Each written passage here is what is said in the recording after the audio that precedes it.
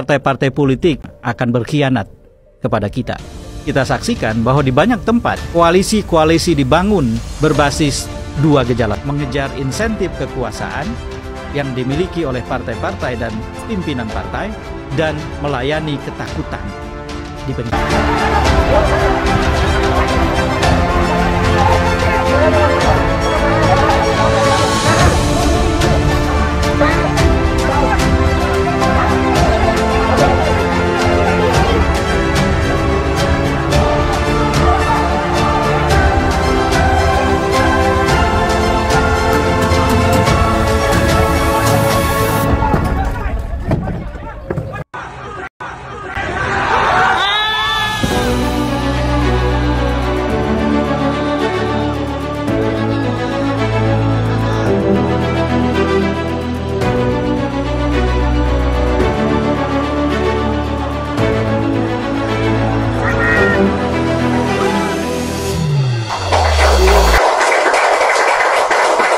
Itu yang kita sebut, this is the beginning of the end. Untuk mengatakan bahwa enough is enough, Master Raja Jawa dan seluruh punggawa dia itu.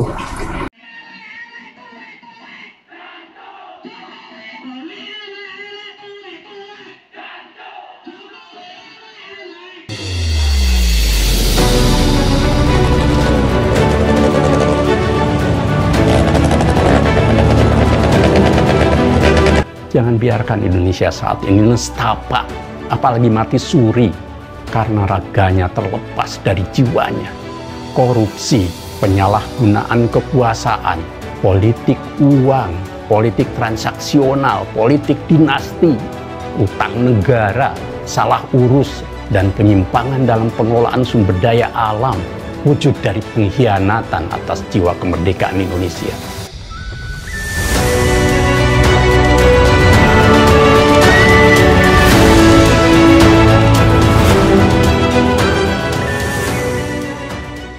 Hari-hari ini mahasiswa saya turun ke jalan bersama dengan para guru besar dan semuanya sepakat bahwa ada sesuatu yang tidak beres di negeri ini.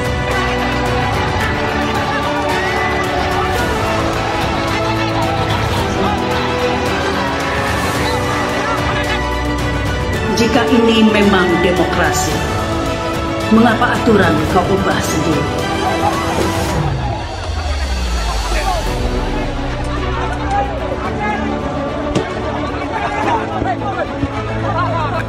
Dongeng ini berawal dari sebuah desa di negeri Konoha. Ada seorang ibu bangsa yang menemukan sebuah boneka dari kayu, ya. Boneka itu kusam kumuh, penuh debu, seolah lama tergeletak di pinggir kali Bengawan Solo, ya. Bengawan Solo. Mulai nyerempet-nyerempet nih ya. Ya, seorang ibu yang sederhana dan bijak itu berdoa kepada Tuhan setelah menemukan boneka tadi ya, agar diberi keajaiban supaya boneka kayu itu ya hidup laksana manusia. Suatu hal yang mustahil. Ternyata Tuhan mengabulkan permohonan sang ibu. Dan sejak itu sang boneka tadi ya sudah seperti manusia. Ia bisa makan, bisa minum, bisa tidur, ya, bisa berkeluarga, bisa membuka usaha mebel. Bahkan bisa menjadi wali kota. Lalu boneka kayu itu diberi nama Pinocchio, ya. Tetangga kanan kiri ikut gemes melihat Pinocchio yang sudah manusiawi itu tadi ya. Lalu mereka juga memberi nama ya. Pinocchio itu masyarakat di sekitarnya memberi nama panggilan, yaitu Pinocchio yang sangat manusiawi atau disingkat Pinokiwi ya. Kira-kira itulah. Yaitu Pinocchio yang sudah manusiawi tadi ya. Nah, telah menjadi manusia meski terbuat dari kayu, Pinocchio sangat disayang oleh ibunda tadi. Apapun permintaan Pinocchio selalu dipenuhi oleh ibunda. Pinocchio kembali meminta supaya tidak sekedar menjadi wali kota sekali. Ia ingin menjadi wali kota lagi, dan lagi. Enak banget jadi pejabat itu, ternyata demikian batin Pinocchio. Pinocchio lantas merajuk pada ibundanya. Ia memelas seperti biasa, ia berjanji akan memakmurkan rakyatnya. Lalu ibunda tak berdaya. Ia menatap dalam-dalam mata Pinocchio yang masih kecil itu sambil ia elus-elus rambutnya. Nah, untukmu, ibu akan lakukan apapun, asal kau selalu dekat dengan akar rumput.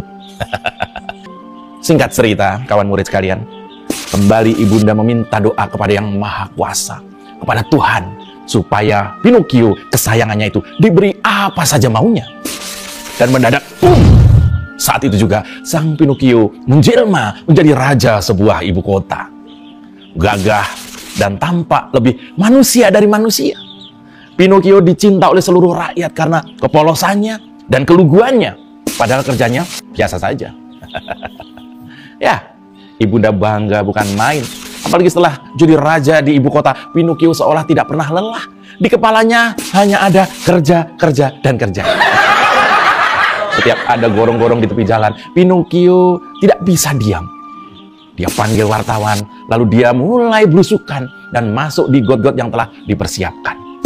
Rakyat jatuh cinta melihat bagaimana lihainya Pinocchio masuk dari got yang satu ke got selanjutnya, berlari-lari kecil dari satu gorong-gorong ke gorong-gorong yang satunya, ke gorong-gorong berikutnya. Begitu saja selama puluhan bulan purnama. Sehingga akhirnya pinggang Pinocchio keselio karena keseringan masuk gorong-gorong, padahal nggak ngapa-ngapain juga. Pinocchio kembali menemui ibunda. Ia mengeluh, bosan tiap hari masuk gorong-gorong melulu. Pinocchio mulai terlihat ambisi benaknya. Ia beranikan diri meminta kepada ibunda agar dibantu supaya bisa menjadi rajanya raja.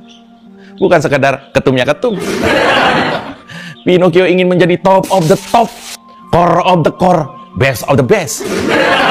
Ibunda kembali terperdaya dengan sinar mata penuh keluguan Pinocchio. Kembali ibunda berdoa kepada Yang Maha Kuasa agar putra angkatnya diberi jabatan yang tinggi setinggi-tingginya, menjadi raja di raja, menjadi rajanya raja.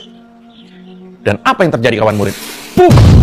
Kembali terjadi keajaiban. Pinocchio kecil saat itu juga sudah berbaju raja segala raja. Raja bukan cuma di ibu kota. Pinocchio telah menjelma menjadi manusia penuh kuasa. Rakyat bergembira, ibunda bahagia. Tapi ada mendung tebal menyelimuti kerajaan. Ibunda melihat mendung tebal itu, lalu ibunda memanggil Pinocchio yang sudah mulai sulit ditemui karena kesibukannya sebagai raja di raja. Ibunda mengirim pesan kepada Pinocchio agar berhati-hati menghuni istana raja di raja. Karena ibunda punya pengalaman menghuni juga. Kalau tidak kuat, akan ada roh jahat berjubah hitam yang akan mengganggu sepanjang masa.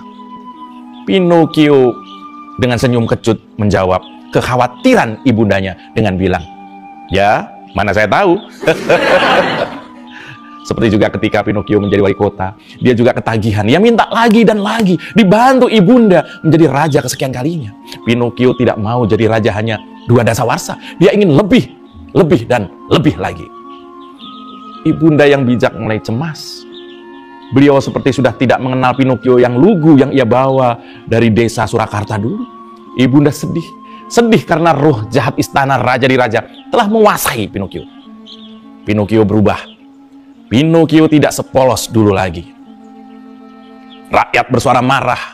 Artinya Tuhan juga marah karena dalam pengertian demokrasi, suara rakyat adalah suara Tuhan. Vox populi, vox Dei. Ibunda marah, rakyat marah, Tuhan juga marah. Komplit.